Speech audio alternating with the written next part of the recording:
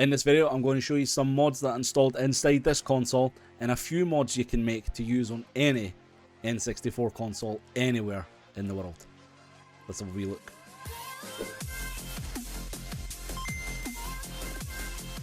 Hi everybody, Graham here, back with the review time. Now apologies straight off the bat, I've got a bit of a sore throat so my voice is sounding a bit goosed.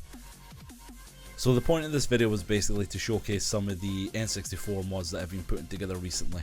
I've tried to kind of make them a bit more modular to try and switch them between my different N64s, because I have got the Japanese N64 that I got for Diskord recently, as well as my usual PAL ones. So I wanted to kind of see if I could chop and change them here. This first mod, however, this is the NTSC unlocker on the Japanese N64. This is basically to let you play Japanese NTSC games as well as the American NTSC games. So I 3D printed this part and it turned out absolutely fantastic. It's smooth, it's reliable, goddamn, it's very good.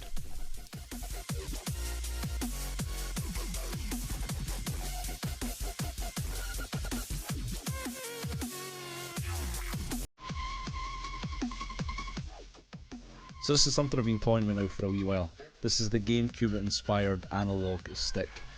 Now again, it's not like the original, it's very much like the GameCube analog stick, and I really like the GameCube controller, so I thought, you know what, fuck it, I'll have a look, I'll put it in and we'll see how we get on. It's a cheap upgrade, and honestly after playing it for a while it does feel really good. So I am glad that I've done this. I'm not going to be doing this to all my N64 controllers. I do want to keep them kind of, you know, original as much as I can, but if your stick is slack, this is definitely the way to go.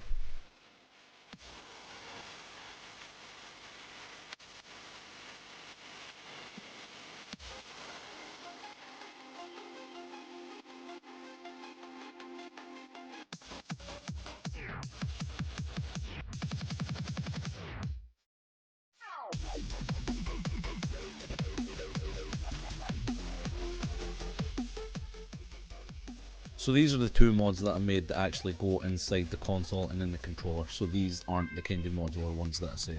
So let's have a wee look at some of the ones that I'm using to kind of chop and change between different consoles. So the mods you can take anywhere. The first one is going to be the USB-C power brick. Now I've used this on the PAL N64 as well as the Japanese N64 without any issues. This was devised through the USB-C mod that I installed into the N64 before. I had this Japanese power pack that was no good to me, so I kind of cannibalized it. Took the 6-pin connection, took the shell, threw in the USB-C components, and lo and behold, it worked. The only problem I've had with this so far is with the Pico DVI mod. They just didn't play well together, but apart from that, I've used this on my PAL N64 as well as the Japanese N64 without any problems. The Kaiko cables are proven super handy. I've got one for the Dreamcast that works a treat, so I had to get this one for the N64. This is just the 2x upscaler. There is another one that's a little better. This is just the kind of cheaper option that I went with at first just to test it. The N64 doesn't natively put an RGB signal, so this converts it to HDMI and it works fantastically. Works with any HD TV. Definitely worth picking up. The indefinite pack is what I'm calling this. This is my take on the forever pack. This is basically a third-party memory card that I've taken off the battery, soldered in a rechargeable lithium-ion battery and a USB-C charging port, and basically just made a rechargeable battery controller pack. So far it seems to be working. It charges, it boots. That's all I need. That's all I need. It works. So this is another creation that I kind of made based on a previous mod that I installed. This is the Blue Retro Bluetooth receiver dongle. I don't know why that's so hard to say. But basically with this, you can use any Bluetooth controller with the N64. Plug this in, you can use your NSO N64 controllers, your PlayStation 4 controllers, all that good stuff. There is also the ability to add 4 more ports, but unfortunately I've not got any other N64 controllers that I'm willing to cut apart. But besides that, it works a treat for one player so far. So these were the kind of mods you can use on any N64. I've used these on my PAL N64 and my Japanese N64.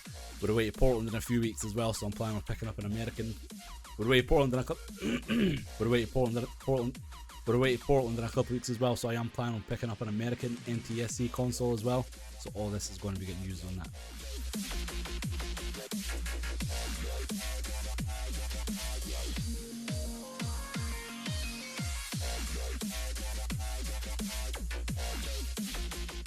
So guys, that's it for this video. I've had an absolute blast messing around with these N64 mods, especially taking them out of the console and trying to make them somewhat kind of native to N64 in general, using them between all the different consoles. I think it's proven super handy and I am thoroughly enjoying it.